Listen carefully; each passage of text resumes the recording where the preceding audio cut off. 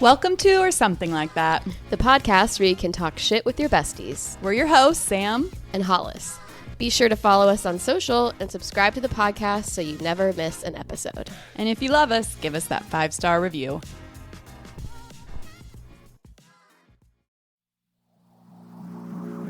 One, two, three, four. We're back. Here we are. Hello. Hello. This is the first official She's in the Weeds episode with the new title. Yeah, so breaking news. We're doing a little rebranding and we have changed the name of the podcast to She's in the Weeds. Or something like that. I don't think we ever even explained the title. No. So it was kind of a running joke for a long time in our friendship, something we say all the time. So I don't know, you tell the story because you're better at telling it. This was a long time ago, and we were just like hanging out in our friend group at the time, and Hollis said something, and you know when you say something and maybe you don't say it loud enough and no one heard you, or it just like didn't land, or nobody like responds and you're kind of like, did anyone hear me, or they just like not think it was funny, or like what? And she said something, and I do feel like nobody really clocked it in the group that she'd even said something, but I heard her, and then I saw her get like self-conscious about it, and then she just went or something like that, and for some reason it just struck me as so funny, and I was like, I fully clocked that whole situation. And so then it just became this thing that we would say every time it was a situation like that, or like even if you say something and it just kind of gives like a weird atmosphere, or like if you say anything dumb, you're just like, what? You just say out loud, or embarrassing. You just say out loud or something like that, and it just like it goes away, erases it. Yeah. It's a great tool. It try is. It out. Yeah, it works. And it made sense for the title of the podcast, because at that time we weren't sure the direction it was going, and we wanted to have fun with it, and we didn't want to take ourselves too seriously, and we still don't want to take ourselves too seriously. Obviously, we've kind of decided what we want the podcast to be about, which is like slightly more serious than maybe our conversation started off in the beginning. Yeah. But we're definitely still here to laugh and have fun and not take ourselves too seriously in the process of talking about these more serious topics. So I think we're going to keep it as a segment. Yeah. Because it's definitely something we obviously say and do in real life. And so maybe it'll be like our best or something like that of the week, where we said something stupid or embarrassing. We definitely have a lot of those stories. Absolutely. Yeah. So, yeah. And also, or something like that is just a mouthful. Yeah. It doesn't really roll off the tongue. No. So we were looking for something a little more concise. Yes. Yeah. And so I think She's in the Weeds. Really, you know, we're also service industry people, so that's kind of a term that is used often in service industry. And also, we're going to be getting into the weeds about different topics, and that's going to be like our main topic, is what we're getting into the weeds about that week. Yeah. So it's a little bit of a double entendre. The term in the weeds meaning that you're getting deep into something, and that's the topic we're going to be getting deep about. And then the She's in the Weeds is sort of a nod to the fact that what we're getting deep about pertains to the female experience typically. Yeah. So yeah, well said. Yeah. So yeah, it's already changed on some of the platforms. We've changed the artwork, but we'll be doing a full rollout in the next week. Yeah. By the time this episode airs, I think most things will be changed, and then we're gonna, be developing the look. Yes, over time. Hollis is working on our aesthetic and our visual branding. So the cover art will eventually change. Yeah. We wanted to get the title out there, and we felt like it would be good to keep our original cover art, the graphic anyway, to just sort of keep some familiarity for our current audience as well, so that when you go in, it doesn't look completely different and you're not like, what is this? Right. So. But yeah, it's exciting. We've been doing this a year almost, but it's been a fun project, and I feel like we have finally just now kind of figured out what we want it to really be. And yes. So that's, why we decided to just revamp it a little bit. Yeah. Yeah. And I think we kind of always knew going in that it might change, but we wanted to just get started. And so that was the perfect title and concept for when we started. And yeah, it just takes some experience in doing it to kind of know what direction you're going to end up going and what kind of content you want to be putting out in the world. And I think this is something that we're both passionate about and something that we feel good about putting out there. So yeah. So thanks for sticking with us. Thanks for riding with us, guys. Yeah. Our 25 loyal fans, we're very appreciative of you. We appreciate you so much. Yes. Our weed heads, we got to come up with a name for I know, our the weeders. name for the listeners. I know, I was thinking that too. So drop us any suggestions in the comments. Yeah. Let us know what you prefer to be called. Wheaties? The Wheaties, I know. We'll workshop it. Yeah. All right, well, should we get right into it? Yeah. My life's been just pretty regular. I am anticipating the new car wash that's going up on the east side. Oh my God, I am too. I'm so excited. Wash. I feel like it's something that's very missing from this side of town. I had drive to the west side. Yeah, or the north side. Yeah. And yeah, I love getting my car washed. Oh, there's nothing better. This one looks primo. It's huge. Yeah. I've been building it for feels like a couple years now. But it did make me think, okay, do you eat in your car? No, not really. Yeah. I'm type A. I don't like to have. I know. I'm trying to turn a new leaf and like not eat in my car. I don't let my kids eat in my car either. Which really? Wow. So many people told me, they're like, that won't last. Good luck with that.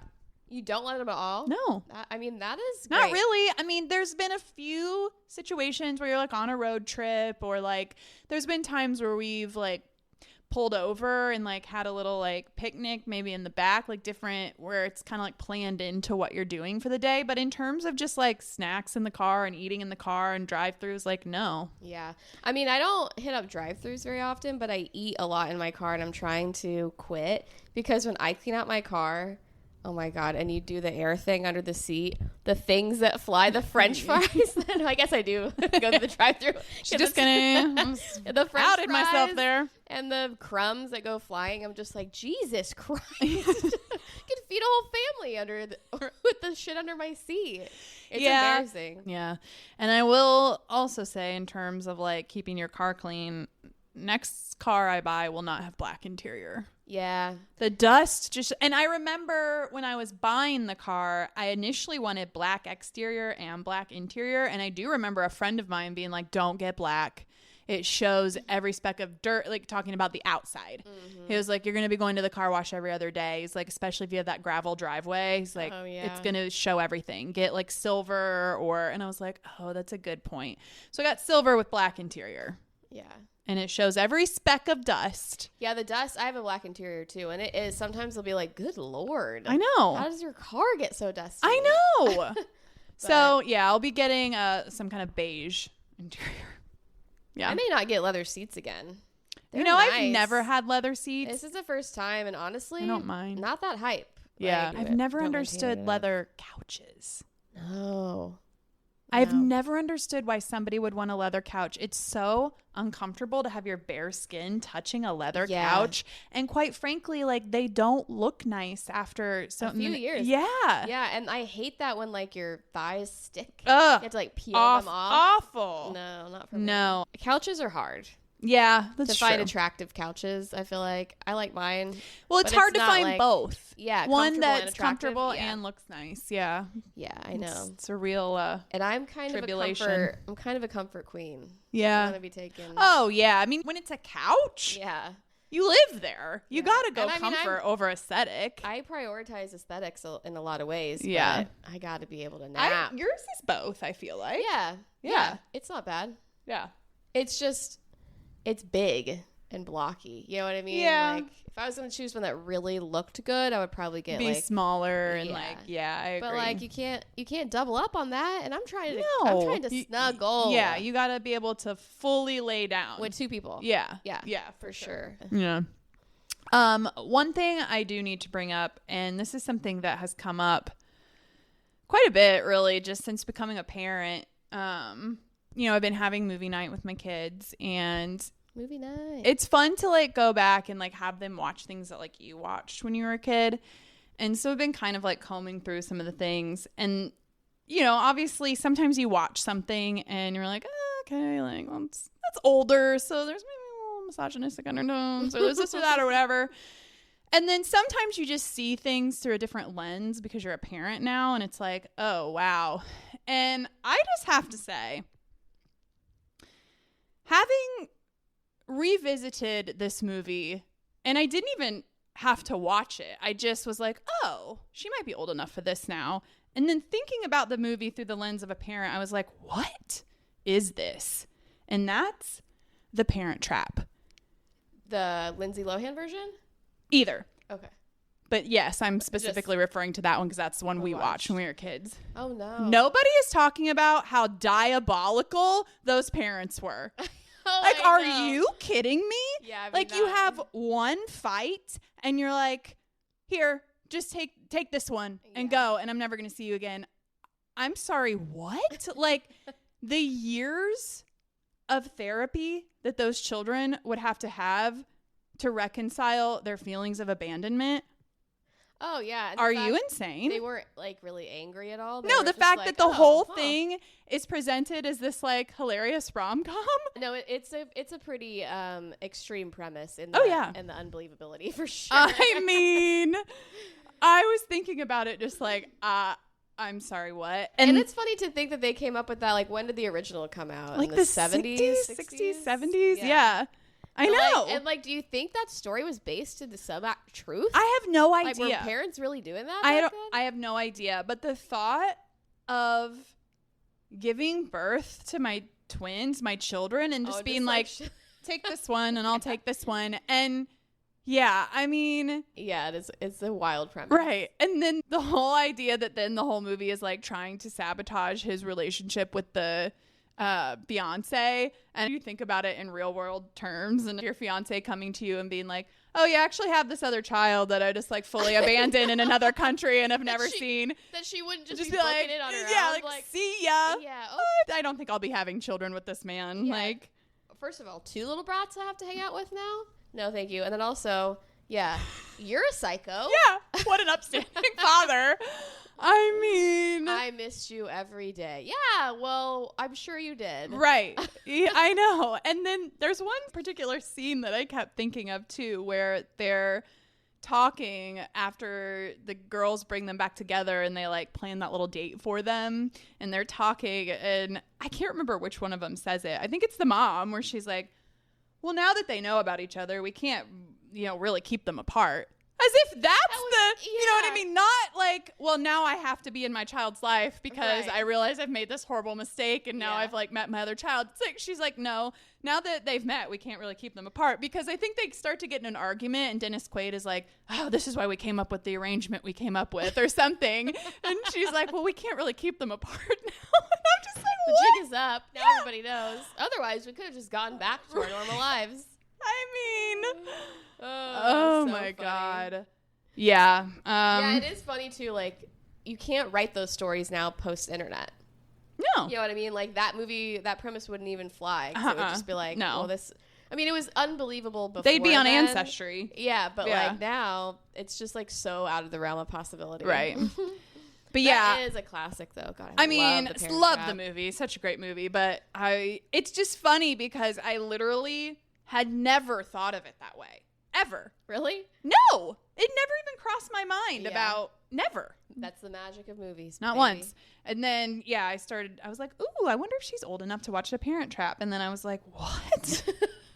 Like, why is nobody talking about this? Like, the trauma. Are you kidding me? Like, what kind of men are these girls going to be dating? Oh, wow. Oh, wow. Like, you're in big trouble. Yeah. I mean, or honestly. just, sistering up and, living with each other for years the rest of of their therapy. lives. Yeah. Years.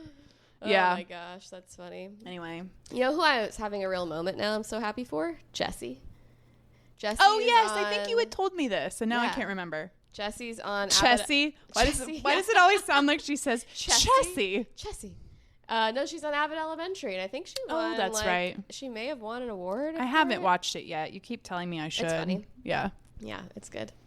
She's good in it. Yeah. So, go Chessie. We love you, Chess. I feel like I hadn't seen her in anything since no. Parent Trap. She's one of those people like Jean Smart, and like we're like, love her. She's absolutely great. And I'm sure she's And we're like, what has she been in? I'm sure have no she's idea. doing stuff. I just haven't seen it, but never seen her in another thing.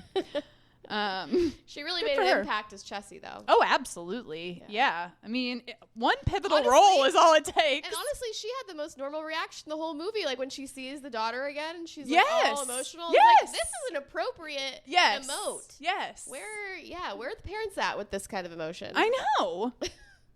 I know. I mean, it really is bizarre. I just like can't get over it. I'm just like, yeah, because the parents very much were just like, yeah, I thought about you all the time, missed you. and the fact that I feel like they had like one fight, yeah, one communication issue, and then like they were just like, okay, bye. Like you take this kid, I take this kid. Like you couldn't get over like your one thing you didn't that even you just make like it to the terrible twos. Give up your child, for life. Weak. Yeah. Well, anyway. So that's what I've been thinking about. Yeah, well, obviously that's taking up a lot of mental space because I mean it's living rent free in my brain. Yeah, for sure.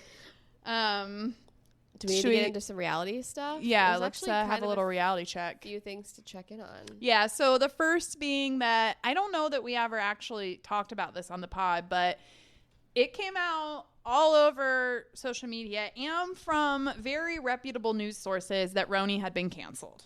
Okay, I think Page 6 reported on it. Like, it was like, okay, it's canceled. It's not. That was fake news. Andy Cohen has made a statement that it is indeed not canceled, and they are currently casting for it. So, great. Good news. But, like, how does that happen? I don't know. I don't know if... You can't believe anything anymore. No, you really can't. You really can't. No, you really can't. Yeah. Nothing's true. But supposedly there are going to be big shakeups. So, yeah, I'm interested to see. I wonder if Bryn's going to be back or not. I think not. I would assume not, but then you never know. Yeah, you don't. From what I can remember, and these are just whisperings, none of it is confirmed, that they're thinking about keeping Aaron and possibly Sai.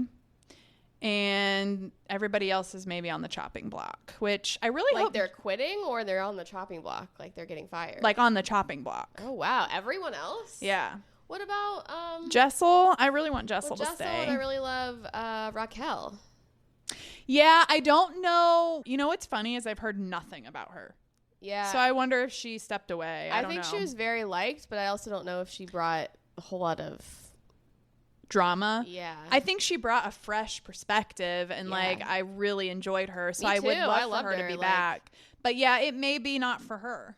Yeah, I wouldn't. You know, I could see if she was like, I wouldn't be surprised if she was like, this isn't for me. And Jenna?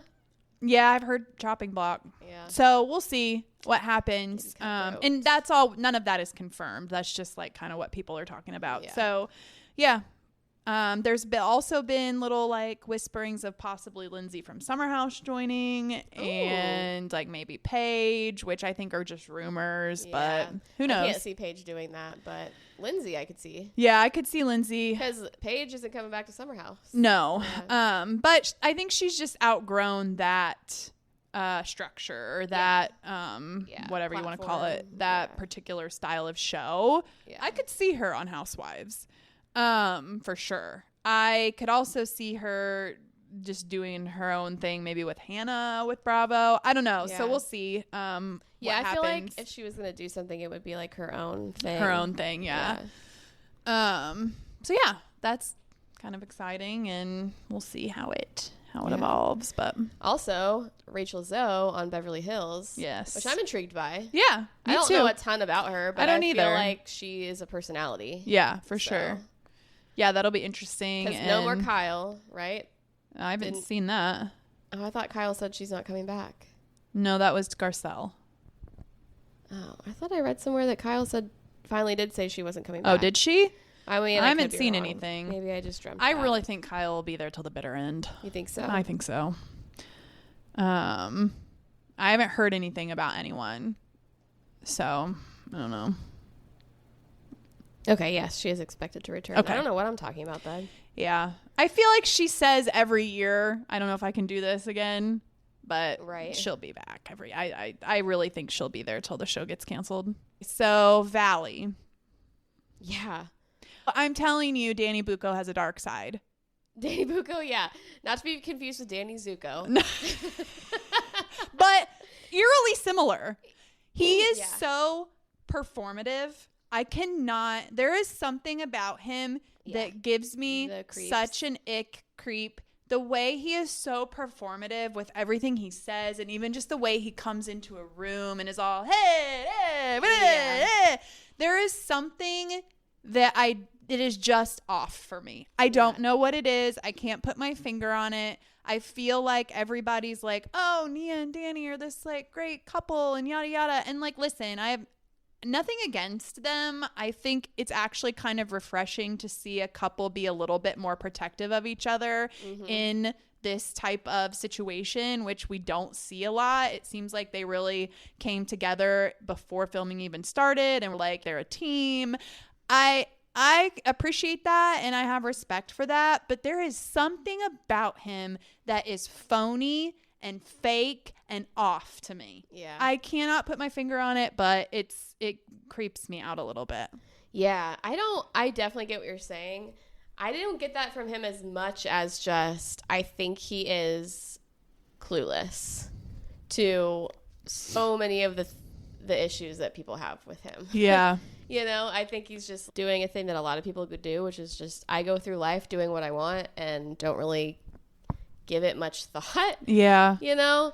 But I do see what you're saying. He does definitely have there is a performative nature to both of them. Yeah. I think they are definitely like keeping up with the Joneses people where it's like we have to have this appearance of happiness and perfection. Yeah. Which is a little mystifying and a little sus. Yeah. You know? I agree about both of them with that, but there's something about the way he seems to me to be curating even like the inflection and cadence of his voice when he talks, and like there's something, and I did think about this for other people who are out there listening who are like, well, he is a voiceover actor. Mm-hmm. Okay, so like I did think about that, and I'm like, okay, maybe that's just how he talks and interacts, and like maybe that's part of why he does that job. And like, I don't know, maybe it's nothing and I'm reading too deep into it, but there's just something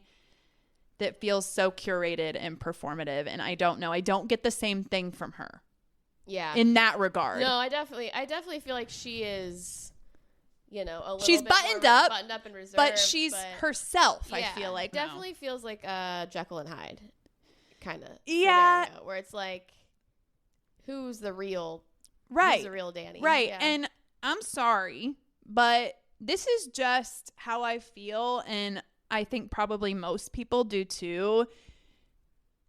There's a difference between being an alcoholic or an addict and having a drinking problem. And if you are somebody who, when you drink, you don't know your limits and you're grabbing somebody's ass or harassing a woman, you are somebody who should not drink. Yeah. And I just feel that way. I'm sorry. Yeah. Because here's the thing.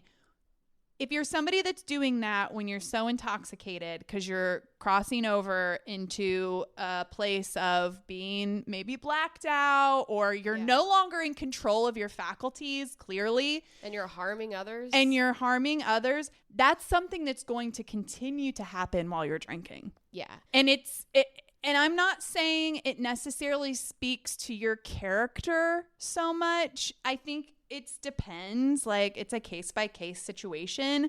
But if you're somebody that's only doing that when you've crossed over that threshold of having too much to drink, you just shouldn't be drinking, because guarantee that will happen again. If you continue to put yourself in that situation with alcohol, it will happen again. Yeah. Yeah, I know they keep saying you're attacking my characters. Like, well, yes, I am attacking. I am confronting this particular part of your character, which is that you continue to drink, even though you know that this you are happened. going to behave this way. Right. Yeah, which means that you are putting your wants and needs over everyone else's you're surrounded by. Right. Yeah, and you're putting your wife and your family in jeopardy because of it. It's not just the person that you're harassing or yourself that are going to be casualties of this situation. It's your family as well. And if that's not a big enough motivator, then like what is? Yeah. I don't know. I just... Yeah, and I think it's a difficult thing with drinking too, because it's socially acceptable to do that. Right. To like go out and get hammered and do whatever, and you do. And they're drinkers on this show. Yeah.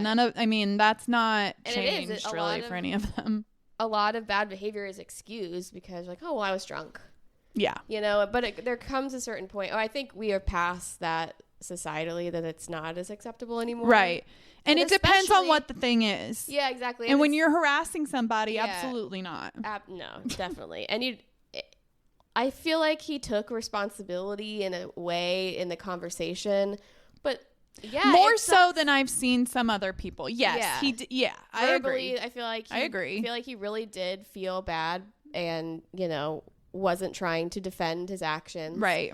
But I can see how Jasmine, the next time you see that behavior happening again, it's gonna you can't put a timeline on her feelings about it, or like what's gonna come up for her in situations, especially when she sees him partaking in alcohol in that way. Like I don't think the group has handled it well either. I don't think they've handled it the way you should handle something like that. I don't think if you're truly worried about somebody's drinking, and there is a very delicate way to handle it, I think. Right. Janet just going and saying he's an alcoholic is not how you handle it. And like we were talking about before, the public shaming, yeah, the public accusations. I know they're all friends, but like, right. I don't think that's really the way you handle it if you want change and a result. Right. If that's what you're really concerned about. Yeah. If you just want to, shame him for getting drunk. Right. That's not going to work. No. First of all. No. So, yeah. We'll see how it plays out. But, yeah. And I was really struggling with Jasmine in the most recent episode with her argument with Janet's husband. Why can't I remember his name? Because he's so insignificant in the show. I'm sorry. He's kind of having a moment this season. He's having a moment this last episode. Yeah. There's never been a less credible argument. No. I was just like, you're not making your point. No. At all. I don't think you really had one to begin with. She just would not take ownership for having said it, or and because she was wrong. She was wrong. Jason, yeah. Good Lord. Well, Jason is a very blah name. It's ubiquitous. Yeah. But sorry to the Jasons out there. Sorry to the Jasons and the Doloreses. But yeah, she was wrong. She repeated a rumor that was stupid, and hey, turns out it was harmful, painful to your friends. Right. Just say you're sorry. I know. People cannot. And then for her to just be like, shut up, Janet, you're a Karen, and this and that. It was oh my God. And then you could tell Janet's poor face. She was just horrified. Yeah. And Janet was not, Janet was being very respectful. But that was a painful argument to watch. I was just no, Jasmine, this isn't it. Yeah. But no, that was dumb. Okay, so you saw the cringy oh my God, yeah. Guitar playing in Love Hotel. Oh, yes. Oh, my God. Love Hotel's great. It is gold. If you guys aren't watching it, it's fabulous. It's a good time. Yes, it is. Absolutely. Anything Luann does is gold, pretty much. Yes, absolutely. It's fantastic. I'm enjoying both her and Shannon quite a bit on this. So, yeah, it'll be interesting. I hope it's one that keeps going. Yeah. That they keep doing and bring in people from not just Housewives but other franchises. Right. It'll be fun to see some of the Summer House or Southern Charm people in there too. Get Shep in there in Love Hotel. Oh my gosh. Absolutely. Yeah. So that'll be fun. Yeah. It's been a good watch so far. But going back to the Valley though, we have to talk about that video Jax. Oh yes. Okay. Oh my God. He made this statement, or I don't know who he was even interviewing him, but it started out with, listen, I don't want to talk bad about Brittany, but I am going to talk bad about Brittany for 4 minutes straight. And he said, I grew up in a family where we don't talk bad about our significant others publicly. Oh, do you? That was a rule in your family? That was a rule in your family? Because that came up a lot? Yeah. Oh my God. He's just so, I mean, I've just gotten to the point where I'm like, I hate this guy. I know. He's the worst. I don't know. Is there anybody on the planet who believes a single word this guy says? You can't. He's just full of shit. And like, I know we were talking about, you know, is it a mental health issue or is he just diabolical? Yeah, I don't know. Like, it's so hard to tell. Is it both? Yeah. And I mean, it definitely can be both, but if he really is struggling with mental health disorders, it's making it really hard to sympathize with him. Yeah. Because God, he's just the worst. Yeah. Nothing he says is true. All this stuff about Britney, I feel so bad for her. I know. Like having to sit and watch him just continue to spew bullshit lies. and bullshit after bullshit. It's like, yeah, that podcast where she was like, I counted 31 lies in like however, I mean, it was like a 45-minute. He's lying every other minute. Right. More than that. Yeah. Every 40 seconds he's telling a lie. Yeah, and just crazy. Why? Like just keep to yourself. Why say anything at all? I know.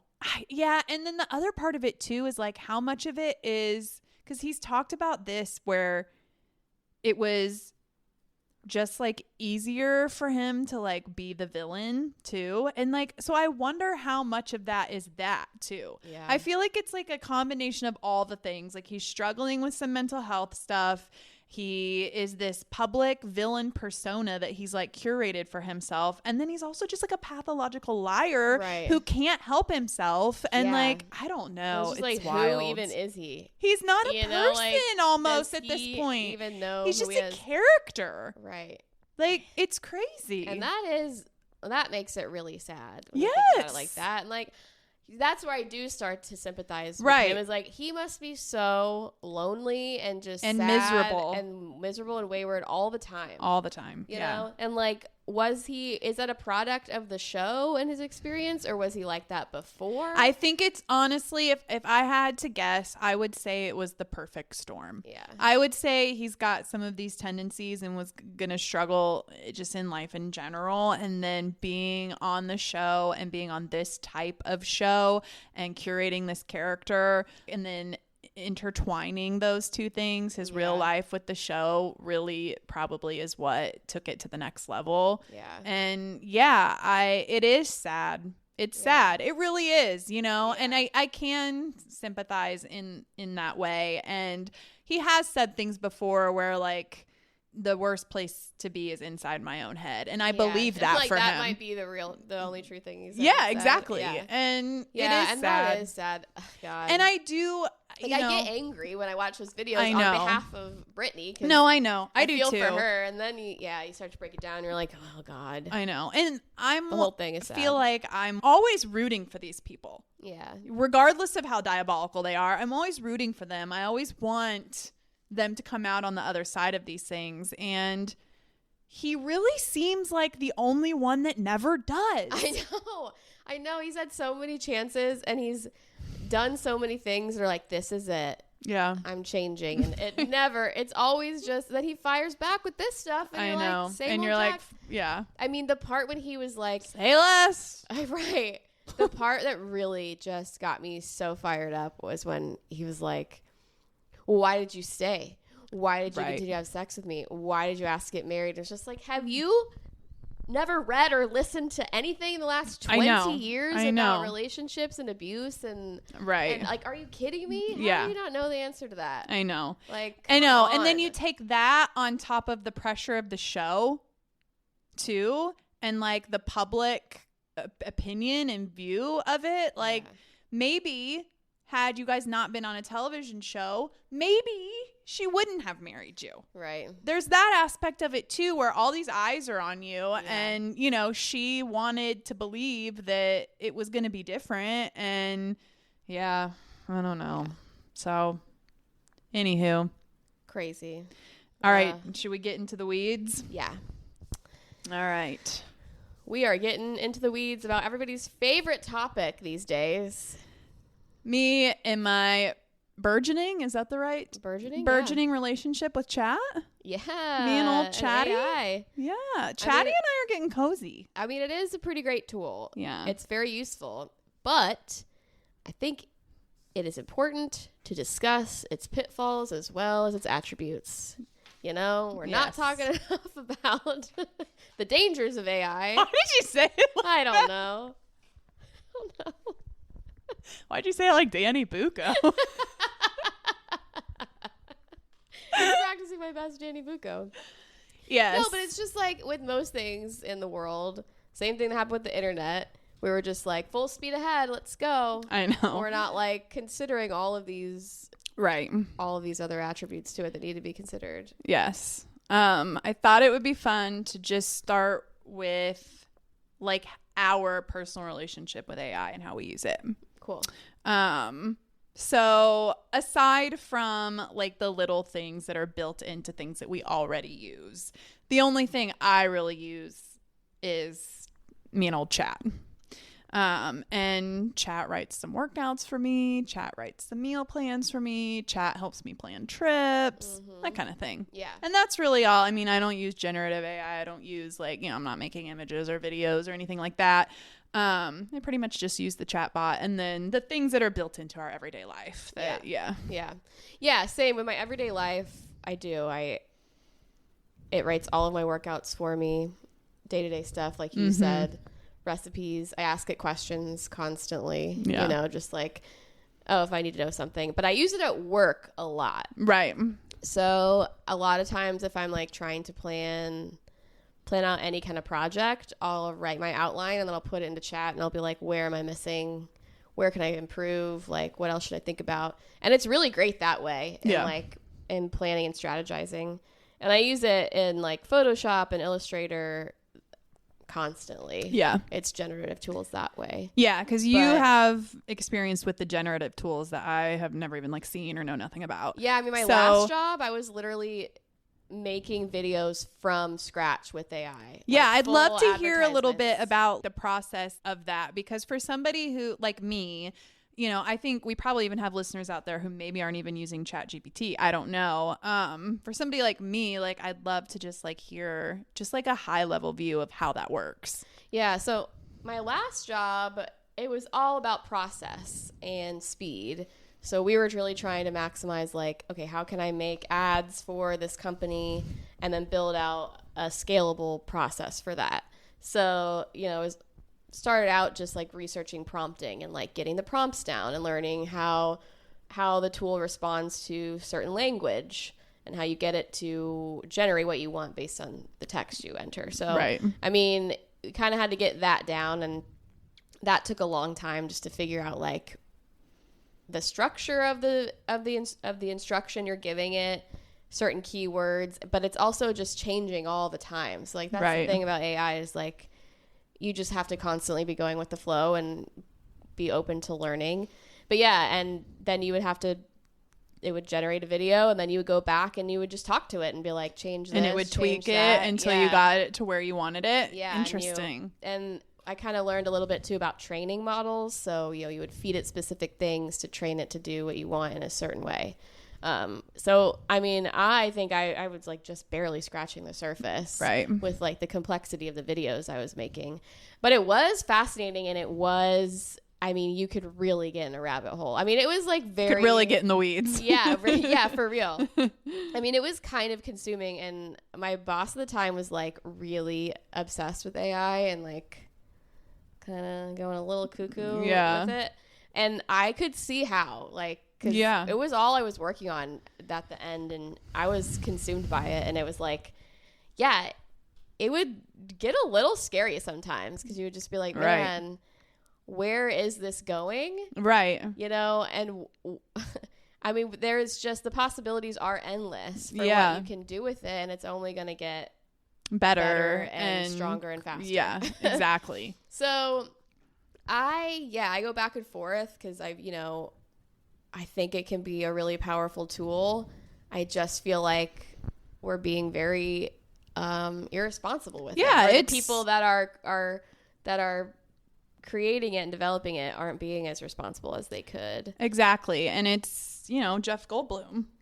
Yeah. We were so concerned about whether or not we could. Right. We didn't think about whether or not we should. Yeah. And it's not so much should or shouldn't, but not having the regulations and the tools in place to manage it.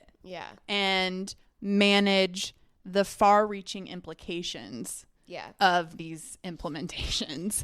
And that's where we're always moving faster. It's like our what's the term? Like your mouth's moving faster than your brain, or what, it's like we need to slow down a little bit and see how this is going to affect things before we just plow right through. Like what are the consequences of this and the change that it's going to bring? And I also feel like, like always, the negative effects of the consequences of this are going to affect marginalized people more. And we're already seeing it in the environmental impacts of AI. Yes. Marginalized groups and neighborhoods, low-income neighborhoods, are suffering the consequences of the environmental impacts of running AI. Which is, I think, something that, like, it feels like we didn't consider it at all before. We were just like, let's build all these fucking factories and power plants, and we're spewing all this pollution into these poor neighborhoods that have no recourse and no recourse and it's just it happens every fucking time, it feels like, and we're not nobody learning. cares. Exactly. Unfortunately, nobody cares. And that's the harsh reality of it.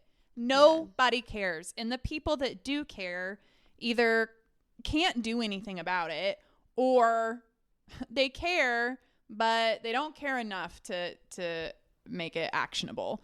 I think, I am a proponent of AI to a certain degree, but technology and moving forward at what cost, I think, is the question. Like, at what cost are we growing? Who are the people that are suffering in the name of technological advances? I'm not saying that it shouldn't be pursued. I worry that it's going to catch up to us, and it's going to, in 50 years, are we going to regret the way in which we handled it now? Of course we are. I mean, of course we are. Absolutely we are. And, I think the thing that we really spearheaded this idea for this conversation is how AI is influencing online misogyny and also perpetuating racial discrimination and, again, affecting the marginalized communities in that way. And it's just interesting because, there's this idea or theme that AI can really only be as neutral as the people designing it. Only 21% of the people globally who are researching, developing, and implementing AI are women. The rest of them are men. And AI is also using data that is biased. It's based on data that we have already. And a lot of that data is based on males. Based on male research. And a lot of that data is very outdated as well. And there's really been nothing put into place to combat that. To combat that. And it's funny because what is currently kind of being put into place to help combat that is AI itself. So it's sort of this weird double-edged sword where it's like AI can be used to filter out some of this stuff and recognize and determine gender biases and racial discrimination and things in the data and in some of the tools. But it's also, because it's designed by people, it's also perpetuating all of this stuff at the same time. And it's really, really interesting. And it's really perplexing as to how we address that issue. And part of the solution, of course, would be more women getting into AI design or research and all of that. But of course, there's barriers to that. I mean, I think we think that AI is this magic superpower that has information that we don't have already. No. Which is not the case. No. It's just using the information that we already have in a faster, more powerful way. They can come to conclusions quicker than we can as humans. Because it can put all the data together in a way that most people can't conceptualize. But if the information it's starting out with, we haven't solved misogyny yet. We haven't solved all these problems. So that's still that's still getting fed into all of AI structures. You know? I just think that gets taken out of context a little bit, that it's not like it's not this separate overlord. entity that that is some all-knowing presence, that you said it exactly right, that has information that we don't. No, it's drawing from information that already exists, right? And it's funny because one of the big concerns with generative AI was fake videos of politicians. That was like the big concern was that you already can't believe a politician, and then we're gonna have all these like videos and statements and things coming out of a politician said this or that, and like how are we gonna like determine anything? That's not the case. Deep fake generative AI, 95 to 98% of them are pornographic in nature, and 99.9% of them are images of women, and 80% of them are non-consensual or violent in nature. Yeah. That's what it's generating. Right. That's what people are making. That's what humans really want to use this for. And again, it's so sad. Again, it's just the message is that we don't value women. Yeah. Women are not valued. It's hard not to think that. Yeah, and another point I came across in research too is that like misogynistic undertones are being fed into the AI, and what's being flagged as over-sexualized or dangerous content is always women. Yes. Compared to men, even if it's, it's breastfeeding mothers. Yes, if it's, pregnant bodies. Yeah. Anything even slightly over the line to the AI standards, and it's always swayed towards women. Yes. Because there are societal stereotypes that like women should act, dress, and behave a certain way. Yes. And it's much stricter. Right. Which is affecting small business owners. Yes. Because their content gets flagged. And they get shadow banned for things. And so essentially what's happening too is that now, these are getting flagged, they're getting removed, these accounts are getting shadow banned, and now you're restricting women's access to the content that women need for their health care, for pregnancy. They're not being able to find, the small business owners. And so that's sort of like, I think that's probably an issue that nobody foresaw. Right. It's also restricting their place at the table. Yes. Their voice on the platform. Yeah, absolutely. And it's saying that your voice doesn't matter or have as much merit. Yeah. Going back to the generative AI too, it's like if you go in and you're like, make me a picture of a woman, best believe that woman is going to be so hypersexualized. Right. She's going to look like an anime model most likely, and you're going to have to that is its baseline for what it creates for the image of a woman. Right. But that's based on a lot of what's already algorithms. Out there. Yeah, because it's pulling data from social media, what gets likes, what gets put up. Exactly. And it's pulling data from porn sites. Yes. All kinds of stuff. So like that's what we have told. That's what AI has gleaned from our behavior. Yeah. Is what we desire in a woman. Yes. What we want a woman to look like. Right. Which, it says a lot about us as people. Of course. It's like we're still there. AI is an extension of us. It's not exactly. It's kind of like what we were talking about before, where it's like, it's not this separate entity. Like, it's an extension of us. Right. And that's what, through our behavior, through our tracking of our data, that it's decided, okay, this is what most people think and want a woman to look like. And not even what we think and want, but what they actually look like. Yeah, right. Yeah. This is what a woman, according to what information we have given AI is like, this is what a woman looks like. Yeah. Yeah, exactly. And then you have to go back and say, look more normal. And then it's just like, well, I don't know what that is. Yeah. Please explain normal. Yeah. Yeah, I know. It's crazy.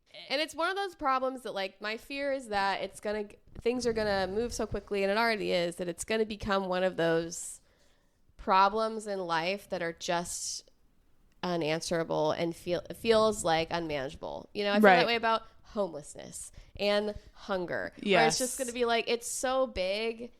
What do we do? Exactly. And we're just going to end up putting up with it Right. And living with it. Yeah. Yes. You know? You're exactly right. I 100% agree. I don't think there is going to be a solution. Yeah. I don't. Well, because it's already out there. Yeah. We've already released the dragon. Like, yeah.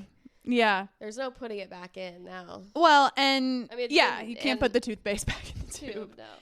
But I really don't see, even though, it's already out there, it's already happening, I don't see there being a viable solution. I don't. Yeah. And sorry, I didn't mean to cut you off. No, go ahead. It's also one of those things that, like, we can't do this with the internet either. And social media platforms have found a loophole too, is like there's no regulation. No. There's no way to regulate and then fine people based on bad behavior. Or like social media, the platforms themselves, they can't be fined or held responsible for anything that people do on there, which is wrong. I think. Yeah, absolutely. At some point they have to be responsible for what they're yielding. I agree. It's not like that in every country, but most. And I feel like that's what it's going to be like with AI too, is like these conglomerates are going to figure out a way to just do whatever they want in any way, shape, or form, and they're not going to be held responsible for anything. I agree. And the other thing too that I think sometimes people don't necessarily think about, and these are things that we've already been using, like computers and algorithms and things for a long time, but now AI is going to make them even more powerful and effective and faster. It's not just social media and deep fakes and misogyny in terms of violence against women. It's also running credit for somebody. Sites like Indeed, jobs, all of those things are going to be affected too. Like, you already have the human error of unconscious bias and all of these things. And now when you implement AI tools into these things that we already have, it's going to be even worse in terms of unfair credit reporting and unfair hiring practices. Like, this is something that I think, we were hoping, and I think there's a line of thinking that AI can help with these things, which it can, but it has to be designed that way. And we can't design it that way when it's 80% of men designing it and we're using all of our old data. Yeah. You know what I mean? So it's like all of those things are going to become more discriminatory. Right. And those are things that really affect people's livelihoods and their everyday life, because you can choose to not be on social media. You can choose, like, there are ways that you can put guardrails in place in your life to sort of create a boundary for some of these things.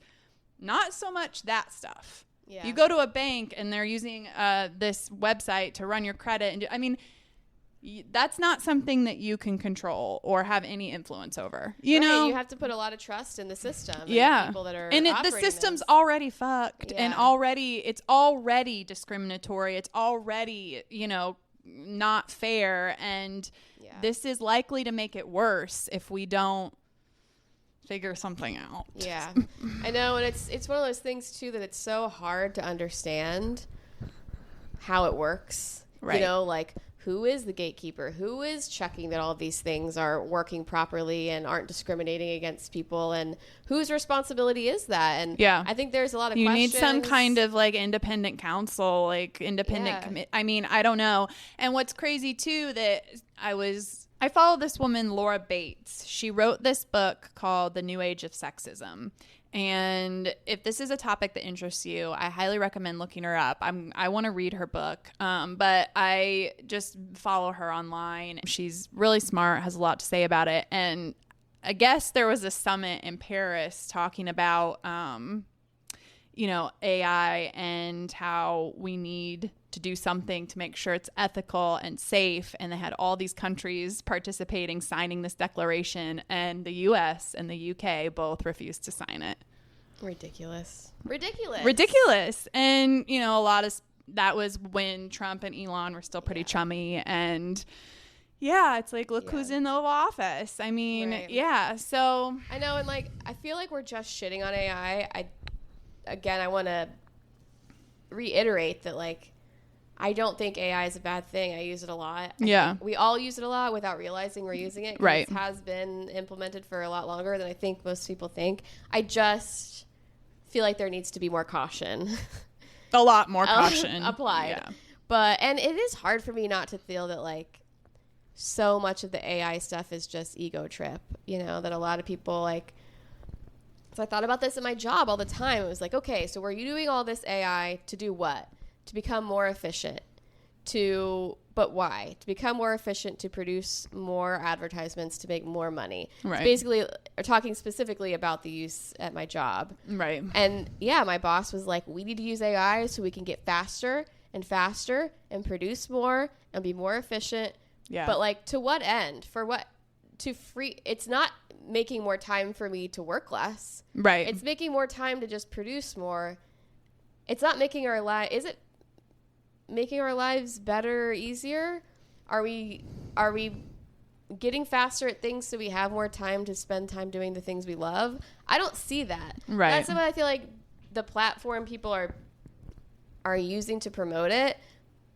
But I mean, I guess it's too soon, but I don't really see anybody taking more vacations or getting more time right, off. Yeah. They're just working harder and faster and producing more. Yes. But not for any positive outcome for an individual. Right. You know, so it's like, that's the thing at my job where I was just like, and I'm not saying that is for every use case of AI. Right. But like, I feel like I don't want this to be another capitalistic tool to just make people work harder and faster. Well, that's exactly what it is. It's not going to be...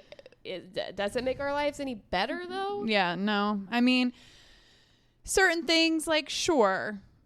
Yeah, like I said, I mean, Chat and I are chummy. I love it. And, has Chat made my life a little bit easier? Yep. Yeah. He has. Yeah. I like him. Yeah. But, in terms of, it does save time, you know? Like, I save time. I don't have to research my workout plans anymore. Exactly. It just writes me one that works for me. It's really nice. That does save me time. There are little I things. think it's more the macro level that I'm thinking it's more. the simplistic implementations of it that, it makes our lives easier. It does save us time. But, when you're talking about it in terms of the billions of dollars it's generating in advertising. Like, I don't want to sound like my dad here, but it's just like they're just using it to sell us more stuff. Yes. It's basically how a lot of times when it comes That's back what to it was me, developed for. Yeah, it's just like, damn. Yeah. But it's the same thing with my iPhone. It's like, I know my iPhone's bad, but I like it, and it's convenient, and I don't want to give it up, even though I know I probably should. What do you mean? Well, I don't know. I feel like that's like an argument where it's like... Do you mean a smartphone in general or specifically an iPhone? Yeah, just, there's all kinds of stuff about Apple not being like the best company. They source out of China. It's like... But I mean, is like Samsung any better? You have to buy a new one every year. It's just like... Yeah, I mean, you only have so many options, and they're all Apple. Yeah. So, like, what? You're just not gonna have a phone? I mean, that's kind of what you know what I mean? That's really what it comes down to. If you want to start splitting hairs about things, it's like they're all that way, right? So, either don't have a phone or, just, I know. So, I mean, that being said, like, I still use it. I don't want to stop using it. I like progress. I think advancing technologically is a good thing. Like, the medical advances, I think, are amazing. Right. The fact that, like, we can... Preventable They're medicine all for men, is but a real sure. thing. Yeah. No. But, like, preventable medicine is something that is actually true now. Yeah. And I think that's incredible, and we wouldn't be able to do that without AI. Yeah. It's I don't think it's all for nothing. It's not. It's just not. also scary. Yeah, absolutely. And it's not. Yeah, it's not. It's not the robots taking over and killing us that's scarier, or even the thought. It's the slowing of the progression of society in the right direction, or almost even the reversing of it with AI. Then like, I feel like a lot of people's fear is the loss of jobs, and it's going to take over. And it's really, that's not the issue. For me, this is the issue. And I find it interesting, going back to the generative AI where you were talking about how you create the images and things. I read something that said the majority of AI tools used to create deep fakes don't even work on male bodies. Really? Like, it's like they just like short circuit. It's like they can't even generate with male bodies. Yeah. So they're inside, it's just like, what's the point? Why are we no one wants this? Yeah. Which I thought was really interesting. Yeah. So I asked chat. I was like, this should be interesting. Yeah. Let me just ask chat what it thinks about this topic. So I think I asked it something like, you know, misogyny in AI is a real problem. Like, what do you think about that? And I mean, it did agree. That came up in some of the research I did, where it's like it knows that it's a problem. Yeah, and I mean, it, you know, and I asked it too about generating hot people. That's how I described it. Why when you generate an image in an image generator, does it automatically give you a hot version of a person? What did chat say? It said, 1, training data bias. Most image generators are trained on large scraped data sets from the internet, places like Instagram, Pinterest, stock photo sites, and even adult content platforms. These sources are saturated with idealized, filtered, and sexualized images of people. Yeah. As a result, the model learns that this is what people look like. It overrepresents thin, white, young, hypersymmetrical, and sexualized bodies. Yeah. Yeah.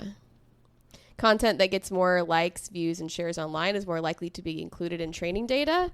And what gets engagement, often conventionally attractive people. So the model mirrors and amplifies the skew. Yeah. And it's just like, it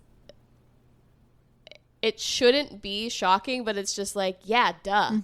I mean, what? Duh. We really just think that it's like somehow better and smarter than what we're giving it. Like, no, it's just spitting out. It's an extension of us. Yeah. Yes. I mean, yeah.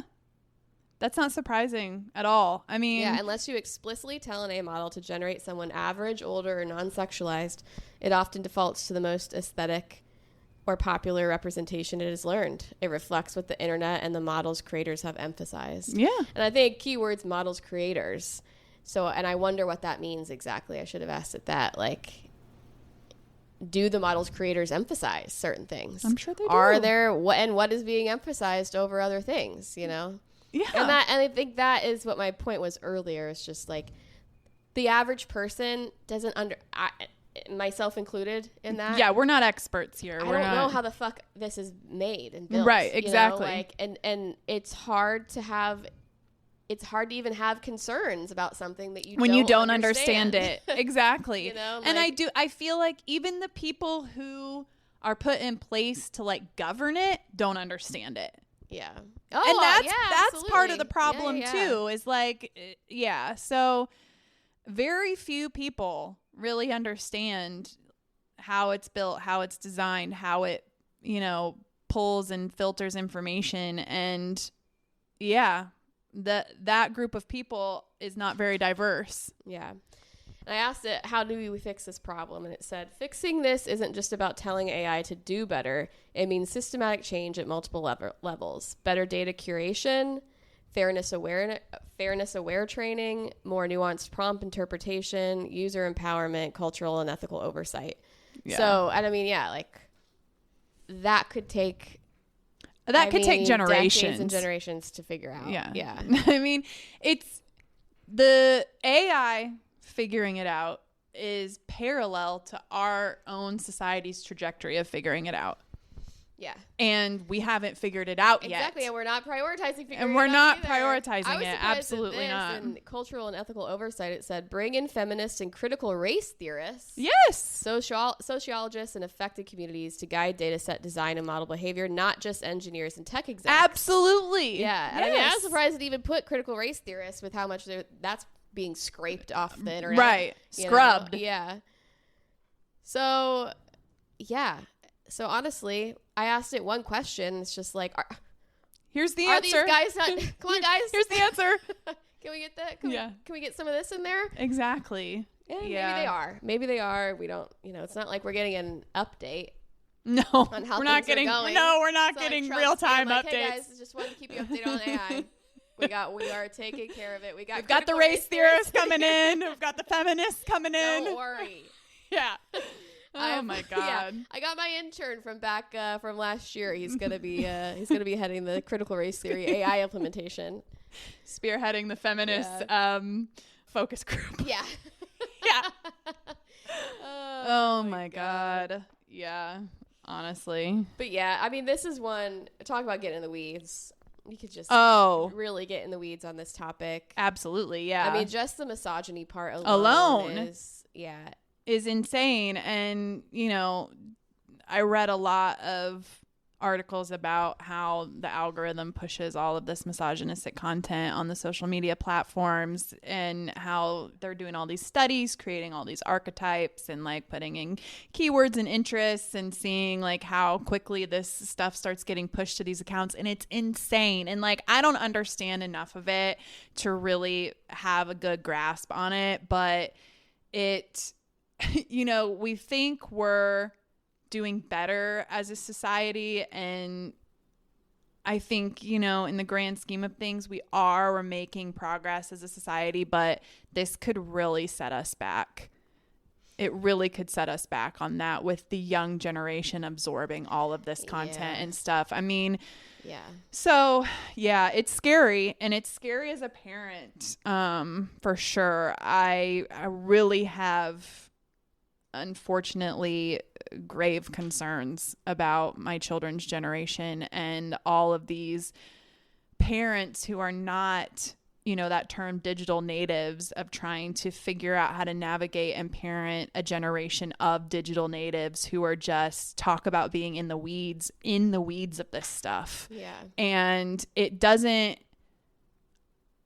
online harm seeps into our real lives in so many ways. I mean, it's not just there's no parameters, and it's scary, and I don't know. Yeah, I don't know if there's a solution either, but I think it's a good thing to continue to talk about and discuss with your friends, and, you know, and your kids. Yeah, and your kids and your kids, you know, and your parents, and your and make sure your parents, people our age, make sure your boomer parents know how to tell what's AI and what's not. Yeah, right. Help them out. Let them know that, you know, the cat playing violin is not real. Yeah, I know. And I hate to be that person, but I am just kind of like, it just makes me want to get off social media altogether. Right. Just like, nothing's real. Yeah. This is all just, I don't know. I can get too in the weeds and like get myself a little scared. Right. I know. Okay. Shall we move on? Yes. All right. Well, we hope that was informative, and let's end on a lighter note. Yeah. And I think it's just important to point out that, like, we're not experts in this. And we're not haters either. Like, this is just our opinions and what we have read about and experienced, and it's just some of our concerns. And we're not anti-AI. We're just cautious. Yeah. Cautiously optimistic. Yes. I don't even know. I don't even know. Maybe just cautious. Yeah. We're just proceeding with caution. Yes. Okay. Grapes and gripes? Yeah. Okay. My grape goes out to, it's pretty simple. It goes out to ducks. I was driving to the grocery store yesterday, and this duck couple, this sweetest duck couple, a mallard and his, I'm assuming they're lovers. Of course they are. We're crossing the street. It's a safe assumption, I think. They were crossing the street. No pond in sight. I don't know where they were coming from. They must have been on a journey. But they were just crossing the street, and I was just like, God, I love ducks. They're just the freaking best. They're so cute. And he, like, turned around and waited for his love to cross the street after him, and it was so love sweet. A duck, too. They're just the best. And there's just something about, like, birds having lifelong partners. A lot of them do. That's just so sweet. Yeah. And I mean, lots of birds of prey, you know, hawks, eagles, like a lot of them mate for life. Yeah. Even some songbirds. And so, yeah, it's just very sweet. It's endearing. It's very endearing. Absolutely. My gripe is another driving gripe. We love an automotive gripe. I mean, it's basically all my gripes pretty much. I really hate when you're pulling out of a parking spot and somebody whizzes through the parking lot and then stops and is like, ugh. When you're slowly backing out, like they've never pulled out of a spot before, you can't see. No. If the person is already backing out, you stop. I know. This has happened to me a couple times where, like, this is not news. I know. It's just like you've never backed out of a parking spot before. Right. That's why you slowly creep, and that's why you drive slowly through a parking lot. That's right. Because people are pulling out all the time. Like 2 guys like threw their hands up at me. I was like, get fucked, guy. That's like, right. That's seriously. right. Ugh. Yeah. I hate that. And you know what? Tell me. It's a man. A woman wouldn't do that. I know. I'm just saying. I will. I mean, in this data set, it was 2 men. Yeah. They were both men in the last week. We're just drawing from our personal experiences. Anyway, my grape is going to the QR code for signing into a streaming platform on your television that has now been implemented. Oh, yeah. I am obsessed that I no longer have to go to my phone and go to hbo.com/sign in, that I can just scan the QR code and it signs me right in. Thank you. Appreciate it. Love it. Thank you, chat. Love it. My gripe is going to when you crawl into bed at night and you're like, oh, you've been waiting, you're so excited, you get into bed and you're like, yes, and you get comfortable, and then you realize you have like 3 more things you have to do. Oh no. And you're like, one of them is maybe one you could be like, fuck it, but the others are like, no, damn it, I have to do that. Oh, that and then you sucks. have to get out of bed and go do the coffee or whatever it is that you forgot to do. Yeah, it's terrible. It happens to me fairly regularly. Oh, man, see, this is where you're a better person than me, because I feel like when that happens, I'm usually just like, fuck it. But I don't have children, so maybe it depends on what it is. Yeah. Sometimes I will, but sometimes it's like, no, I'm gotta do this. Yeah. Yeah. Yeah, that's no fun. Yeah. That really I hate that. Yeah. Hate it. Can't stand it. Oh, man. All right. Well, thanks for listening to our TED Talk. And for our rant. And yeah. We're going to go ask chat what we should talk about on our next episode. That's right. All right. Bye.